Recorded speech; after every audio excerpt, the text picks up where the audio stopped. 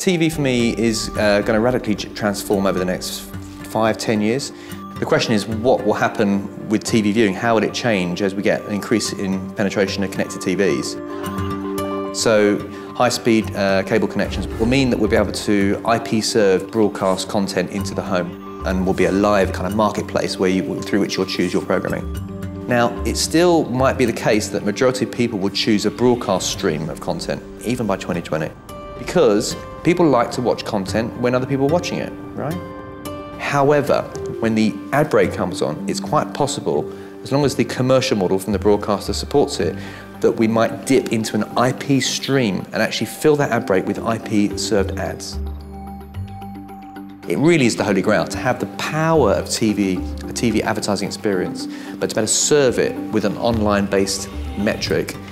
It's going to be phenomenal. I mean, phenomenal. So just from a consumer perspective, the content you'll be watching will simply be in the cloud, so you won't necessarily have to worry about whether the content's on this device or that device, because all your devices are looking glasses pointing at the same content. And the broadcast stream is just simply part of that as well.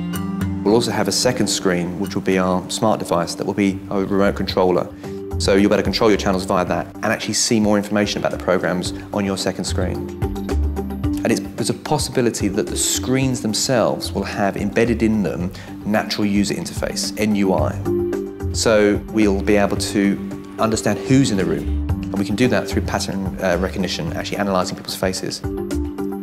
It's quite likely that people will allow their TV sets to know who they are. They will see the benefit in trading their data, because the quality of the experience will be tailored for them. So that will mean that advertisers can serve ads to actually individuals, and they can change the advertising based on who's in the room. And it means that clients can actually also start to allow their advertising to be interactive. So if I watch an ad for a car, and it could be that I actually want to know more. So through interactive voice recognition, I could say, tell me more, and that ad instantly starts to tell me more. And of course, if they're going to provide information, they're going to want to sell as well. Because any program that you're watching, if you can tap on that car and find out more about the car and potentially book a test drive or even buy it there and then, that is a very, very exciting prospect. TV will effectively be the new retail. It'll be the shop front through which we find out and purchase products.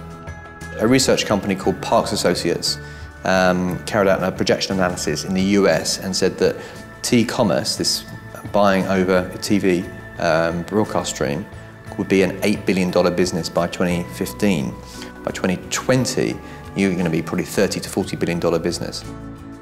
Now, what's really important about that is if TV is the cultural engine that's driving developed markets, that allows TV media owners not just to be the server of the ad, but actually realise they are the catalyst for a social media storm. By 2020, there'll be a direct plug between the TV broadcast and social networks. The two will click together.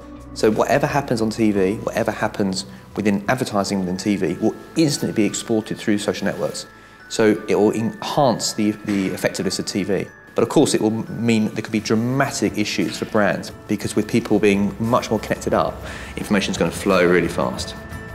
The socialisation of TV is going to be the next big era that we're going to enjoy.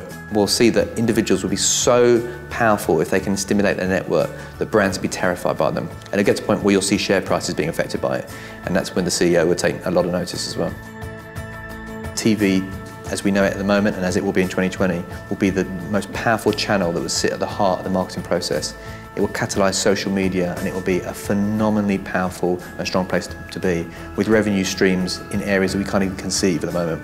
Where we go with that, I mean, ultimately the only limitation is our own imagination.